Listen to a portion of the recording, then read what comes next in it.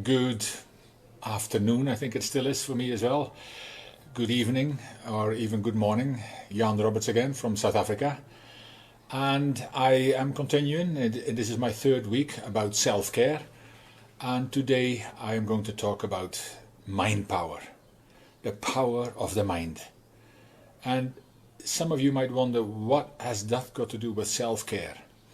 When you start to realize a little bit more how powerful the mind actually is and how much it can harm you or heal you, I think you'll actually agree with me that yes, it is another important part we probably don't take care of, we probably don't even realize, and we probably don't implement the way we should. And the thing is about mind power, as humans with all the technology available, we still don't know how powerful our minds really are. Yet most of us are already convinced that we cannot do certain things, that we have many limitations. Now, should we not live as if everything is possible and let the universe or a higher being prove us wrong and provide us with the experience necessary so we can come back stronger and better tomorrow or the day after? Who knows? Is that not really the way we should live? But that's not how we work, of course. For many reasons, that is a whole lesson all by itself. But mind power can be your best friend or your worst enemy. The good news is you are in control. The bad news is you're in control. You need to become aware of your own mind power, the power of your own mind, and let go of all the excuses that make better, more informed choices, because that's really what it's all about. Now, this can be a turning point in your life. I said can be, because I don't know whether you will practice what you're learning, or if you just listen to it, think, sounds amazing, and then carry on with your life as if nothing has changed. Choices. We can all make them.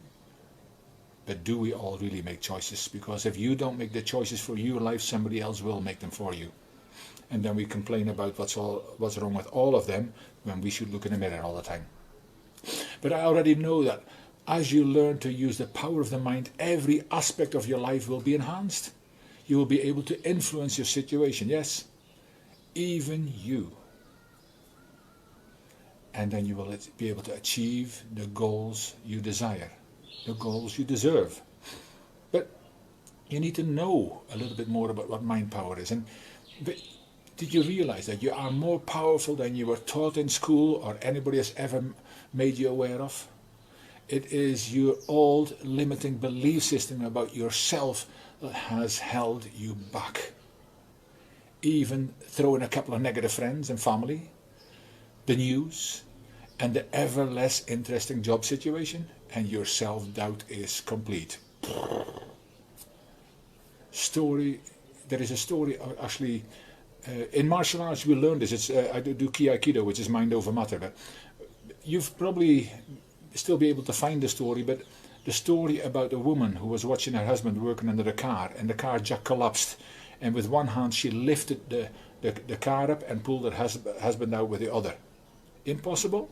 You'd think so, but she did it.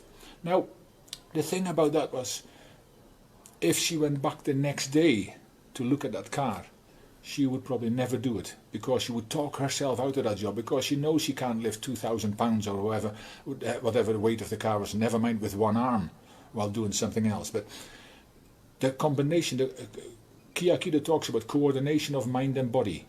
When the two of them start to function more together, that is one of the most powerful forces you've got, with that of course being the control center. But the human mind, as intricate as it is, unfortunately came without an instruction manual. Now what I'm going to do is, in this session, I would just want to touch on a few areas of mind power. I mean, as I say, I could do a whole day about this, but there is an amazing set of books by John Cahill, and the first one is called Mind Power, about this amazing subject. And there's also Mind Power for Children, because yes, we can teach our children to use the power of their mind equally well. And he's got some amazing other books, but remember those two, Mind Power and Mind Power for Children by John Cahill. And it says there's a whole series. But one of the things he talks about is that thoughts are real forces. Now, Everything in this universe is energy. The different densities mean that all that energy vibrates at different levels. What level are you vibrating at? See, everything, every intention, every invention, everything begins with a thought. Mind power? Remember, I said it to you already, thoughts become actions, actions become habits, and habits become your destiny. That was yesterday actually when I talked about that, come to think of it. But in our values program, our sustainable personal development program, where we go through a value every week, which is transforming entire countries, every week that part is in there. Because it starts with a thought, but it needs action to get the habits. But the mind power is powerful. So recognize that every thought you think is a real force of energy. Strong thoughts are strong and focused real forces. Weak thoughts are scattered real forces. Which one would you like? How does a laser beam work? It's focused energy. Make yourself a focused energy beam and positive. Because those weak ones happen when you're all over the place and you try to do too many things at once, but focus on one thing at a time. We're talking about multitasking and all that kind of thing, but focus on one thing at a time. And the second one is that the mind is a sending and receiving station of thought. Now, to explain that simply is the telephone, your mobile phone. You phone somebody and it doesn't matter where in the world, by the time you hit the send button, within seconds, somebody on the other side of the world can pick up the phone. So that vibration, that's zeros and ones that comes out of your phone, goes all halfway around the world to the other phone, goes back in there and changes to your voice, and the other person can hear you. Now, the mind is no different. See, there's also stories where there's one twin living, for example, in the UK, and the other one lives in South Africa, and one of them is ill. The other one knows. And that's a telephone system as well, that they vibrate at the same level, and that gets sent out. See, your mind is a sending and receiving station of thought. So, if that is the case, then we affect the effect we have from outside environments and our thoughts, and the outside, it affects us, what we take in. That's why I always say, be very careful the things you listen to, the things you read, the things you hear, the programs you watch, because we are affected by the thoughts of everything around us. So the exchange of energy between those two does never stop. So we need to be very careful. That's why your mind is so powerful. And the third one I just want to talk about is that thoughts are emotionalized, thoughts that are emotionalized become magnetized and attract similar and like thoughts. Now I'm going to say that again. See, thoughts that are emotionalized become magnetized and attract similar or like thoughts. Now, anybody who's read The Secret by Rhonda Byrne or watch the video will know a little bit more about what I'm on about. But thoughts become feelings and intensify with emotions. And emotions equals energy in motion. That is emotion. So, that being the case, the secret is, the power of attraction. So it talks really into this. In the whole book, it gives you examples of so many different things. But any thought with emotion becomes a different types of thought. And it attracts similar thoughts the same way a magnet attracts iron filings. For example, a small incident can certainly trigger thoughts of everything that can possibly go wrong in your life. And guess what sometimes happens, or often happens? Things start to go wrong in your life. We talk about Murphy's Law, whatever can go wrong will go wrong. Now, why do you think that is? After you hear at least so much already. It's because that's the way you think. Thoughts become actions. Everything starts with a thought. Your mind is a transmitter and receiver of information. So why do you think that is? Now that's why this is part of self-care, because you can become so much healthier if you start thinking more positively, if you start putting it out there and start becoming more aware of everything that comes in here, because your mind governs your body. So if your mind becomes, often it is your mind that is ill and your body will follow. There is all kinds of diseases that start with an ill mind. So that's why self-care is also the way you think, what you think, what you listen to, what you hear, what you see. Everything begins with a thought. But you can't stop everything coming in, but you can control how long you ponder on them and how long you think about those. And if there is something you don't like, get rid of it. But replace it with something more positive. It's like habits. Don't just get rid of stuff, but replace it. Don't just forget about it because it'll keep coming back. But if you hear something very negative or you watch something that is really grueling or whatever, replace it with something that is better for you. Counteract negative with the exact opposite. That's what I'm trying to say. Negatives only ever have the power if you react to them. Now, reacting and responding is something else, but I'm going to repeat that. Negatives only ever have power over you if you react to them. So if somebody does something to you and or calls you something and you're upset all day, whose fault is it that you've got a bad day? Not theirs, it's yours. Because you should take control of your reaction or the way you respond to other people. And they might have forgotten all about it. Might have been just as a joke or something funny, and it upsets you. Now, you should be in control of you. So, recognize those and deal with them as they happen. Because there's also, do you attract what you deserve? When we talked about the power of attraction then. Do you attract what you think you deserve?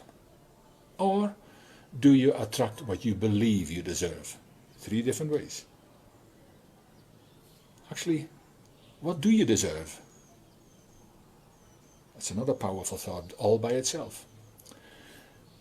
Now, if you figure this out, what are you doing about that right now? It's high time to start taking action, massive action, because this is your control center. This even talks into how you eat, when you exercise, when you have me time. All these things start in this the control center here somewhere. That's the power of the mind. Is way more powerful than we know yet. But we are forever experiencing thoughts, but we have the ability to either entertain these thoughts or dismiss them. Any negative thought that persists in our minds are there because we are allowing them to be there. That's what I'm trying to say. That might be a bit of a shock to some, but we actually allow them to be there. And we have the power and ability to insert any thought of any type into our minds. Now that's might be a surprise, but this means we can create any thought and insert it into our minds. So you need to learn to create regularly and do not be limited by reality. See, if you already start thinking, well, that would never be possible, I can't have this. Powerful affirmations and visualizations will really help you to work into this process. But again, that's a whole, I just want to touch on it because that's a whole session all by itself. But affirmations and visualizations will help you to create things in your mind already. And if everything starts with a thought, is it not worth doing affirmations and visualizations of the things you don't yet have, but will have in future? Think about those kind of things. But you need to learn to create, and thoughts should be about health, success, happiness. They should all be interested in bringing those kind of things into your mind every single day. Not the newspaper, not the news, not mainstream media, not all that kind of stuff that's going on just now. It will go on whether you look at it 20 times a day or not. It will still happen, believe me. But what will happen within you? See, what happens around you and what happens to me is not as important as what happens within me. It's the same for you. Mind power, people. Mind power.